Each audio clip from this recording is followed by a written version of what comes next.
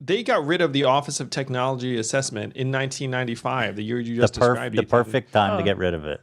Yeah, they had a department that advised members of Congress on what technology issues they should care about, and like the opinions, like Why? Why did they do that? Why did they get rid of the Office of Technology Assessment?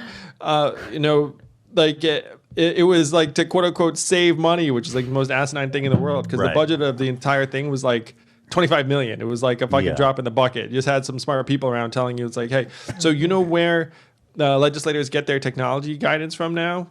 The technology companies. And the technology companies are like, do absolutely nothing because everything is perfect. And then the legislators are like, yeah, that sounds about right. so they're like, perfect. That whatever requires the least of me. Yeah. So, and especially if you're donating $25 million to my campaign, that's fantastic. There was a period, and it's been interesting to see the pendulum swing somewhat. So Silicon Valley could do no wrong for a long time, where DC is concerned. There's like, oh, you're like the innovators, you're the super value creators, and you're rich as fuck, and you donate to my campaign. So let's just like leave you the heck alone and just sing your praises every chance we get. And then that pendulum has swung because of Facebook screwing some things up and some other problems. So now everyone's starting to turn towards them and be like, wait a minute, like, is this really been like cool that Amazon is,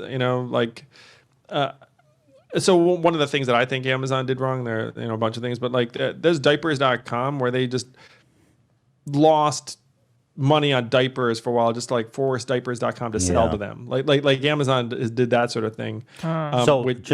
Just because I know about that story, correct me if I'm wrong. What's the story? I didn't hear. They basically, like diapers.com was a popular website. They're selling lots of diapers. Amazon lowered their price below that to the point where they were losing money just to put them out of business. And then they raised their prices back up when they go under. That's not cool. I think that's so they go out of business. It was like they come to diapers.com and be like, hey guys, you guys are awesome. How about we buy you? And then diapers.com is like, no. And then Amazon's like, oh, we'll see about this. And then they lowered prices to a point where diapers.com was like hemorrhaging money. And then they were like, okay, I guess we will sell to you now. And then Amazon's like, that's what I thought. And then as soon as they buy them, then the prices go back up. Is that illegal? That is illegal, yes. Or it's illegal in the sense that it's anti-competitive behavior. It's against antitrust law. So that sort of thing has been coming out now. It's something similar with, and this was like to me the biggest nonsense was when Mark Zuckerberg was asked like, hey, the founders of Instagram were worried that if they didn't sell to you, that you were going to try and put them out of business and outcompete with them. Go into destroy mode, I think was the term they used, destroy mode. And then Mark was like, no, I never would have done that. And then we all know, it's like if Instagram had sold to Facebook, there would have been a freaking like Instagram clone out like that. And so that this is officially, it violates antitrust law to do certain anti-competitive things like that. But the reality is, like, of course, that, if you're in that industry, like, you're going to do everything you can to try and crush anyone who could potentially end up taking your business. I think you have to assume there's a lot of that going on we don't know of. Any company that gets to be that big, you're looking at the Microsofts, you're looking at the Amazons, you're looking at the Facebooks. You can't, correct me if I'm wrong. Can you get to be that big of a company without antitrust violations? Without some anti-competitive behavior? Yeah. It'd be difficult. And the thing that most people don't realize now, and this is one reason why I think universe-based income is so vital among others, is that some of these companies have essentially just like left orbit in terms of business physics.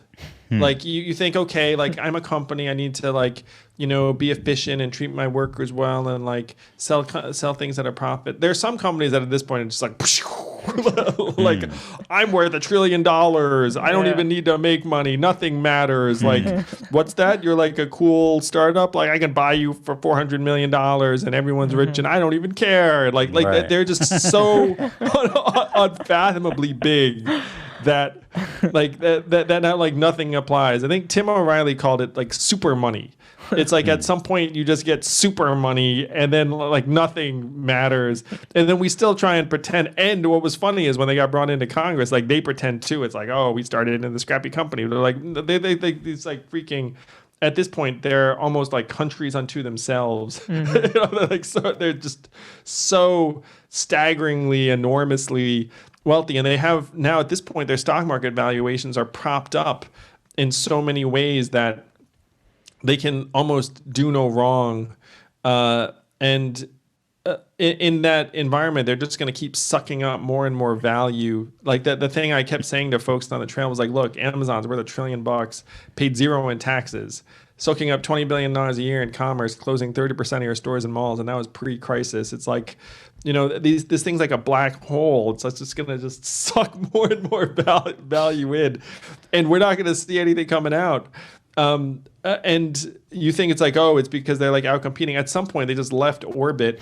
And the funny thing about Amazon is like there have been periods in its past where it didn't even make money. But at this point, you look at it and being like there was a Walmart executive who complained to me. He said, how can you compete against a company that doesn't even need to make money? And this was Walmart, which is sort of ironic because Walmart obviously like crushed every like mom and pop retailer in its path. Now he's complaining about Amazon. That's beautiful. Yeah, like I joked with the Walmart folks. It's like they were like the tanks that came to American communities around the country and just like ran over every mom and pop. And then they were like, we did it. We conquered America. And then Amazon's like a fucking spaceship like hovering over them. It's like, we don't need to obey the laws of gravity anymore. And then like Walmart's looking up being like, what do we do? And then you have our government over here and like they're just like, the government doesn't understand what is going on and just looking up being like, yeah, like Amazon's a company like any other. That's like they have their own. I mean, if you look at what's going on with Amazon, like Jeff Bezos is so rich, he bought the Washington Post with essentially like pocket change from his couch. Like the Washington Post is a very, very influential publication that happens to be like the main news source in our nation's capital. Like, do you think that? He literally and he has been relatively hands off. Like he doesn't go in and be like, write about this, write about that. But it's telling. It's that like Amazon up here, Jeff Bezos up here, and then like our nation's major media like news source for our legislators was like down here, and he was like, yeah, like sure.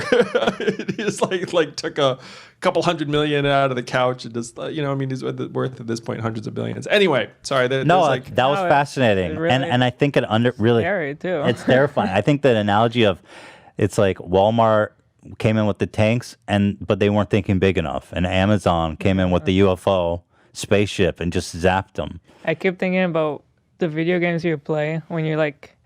You keep finishing and you replay it again with all the upgrades. Oh yeah, just way stronger every time. Ridiculously strong. I want to wrap this story because to me it was interesting. So one of the founders of Diapers.com was a guy named Mark Lore. So then Amazon crushes Diapers.com, absorbs them. Mark Lore becomes rich, but he's mad at Amazon. So he comes back for revenge years later and starts Jet.com. I think he raised like $500 million, $1 billion, being like, we are going to outcompete Amazon and e-commerce. Like he's like, I have found the way. And so then so he got all of these investors to pile into Jet.com. And then Jet.com's like spending. Do you remember Jet.com? No. I never heard of it. So Jet.com, I think their color was purple. They had like Jet and some smiley. Anyway, so Jet.com spends hundreds of millions trying to fight it out with Amazon in e-commerce. And then Walmart buys Jet.com as a way to try and make themselves competitive against Amazon in e-commerce. So that's like how it all fit together. It's like Mark Lore came back for revenge and then ended up like getting absorbed by Walmart in a relatively futile attempt to try and bring down the spaceship. That's so weird. Why? That's so funny. I guess it never happened. I mean, Walmart failed to make it competitive, it sounds like. Yeah, I don't think it's worked out. No. I mean, like, I'm sure. I don't. Let's go to Jet.com. I mean, Walmart had to do something. Hold on, let's see if Jet.com is still. I mean, I hope no. So. It literally redirected to Walmart.com. Yeah. I think they paid $1 billion for Jet.com. Wow. I'm like, if you can look up that. Were they just thinking like, look, we can't deal with another one of these? I just wonder. It was literally to try and bring on Mark Lore to be like the Amazon killer, because if there was like any human that represented it was like the diapers guy.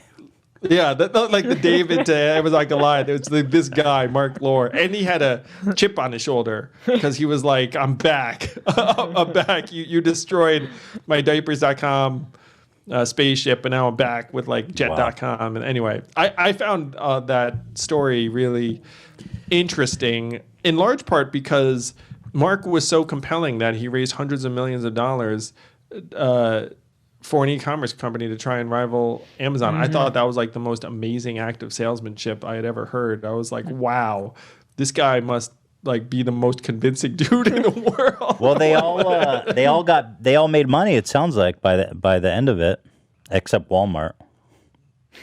I think that's correct. Yeah, that's correct. But I think it really underlies this issue of how can we possibly govern in the face of such super money if our regulators and our elected officials don't even understand what they're looking at. Like, their understanding of what's going on at a company like Amazon is so terrestrial. If they're in outer space, these guys are, on the ground. Every week I go on Amazon now, I find more and more creepy stuff. Like, at first they just had a few like Amazon basic items. Now like every product that you look up, they already have an Amazon brand that makes it. It's amazing. I don't know. It creeps me out every time. Yeah, it's super weird. They have their own brand for literally everything. Things as minute as like a pen, a lighter, to as big as like any clothing thing you would look up, like shopping products, everything. They have it.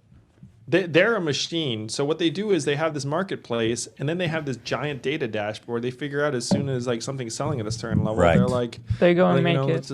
They go and make it. And so you have these horror stories of this company being like, I sold on Amazon. I was happy until one day, like, their competitor came and I couldn't get into the search listings, and now I am dead. And like they're this giant money machine that just comes in, and like it's a combination of like endless resources and endless access to us and our needs, and then endless data.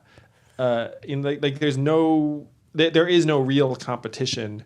There's something that has changed about capitalism, and the problem is that we pretend it's still like the 70s and 80s, like that there is like a genuine market between firms when you have these companies that have just reached unprecedented scale, size, resources, and it's being facilitated by this new version of the markets where there are certain companies that just everyone's going to pile into because they're absorbing more and more of the economy. It's like you look up and just, you ask anyone, it's like, like Amazon, Apple, Facebook, Google would be the big ones where you just look up and being like, hey, if you close your eyes and open them 10 years from now, like, do you think those companies will still be kicking ass and dominating? Like, the answer is yes, unless the government were to change something for one of those companies. And you're starting to see glimmers of that possibility because people are starting to recognize some of the extremes. I may be part of this conversation moving forward too.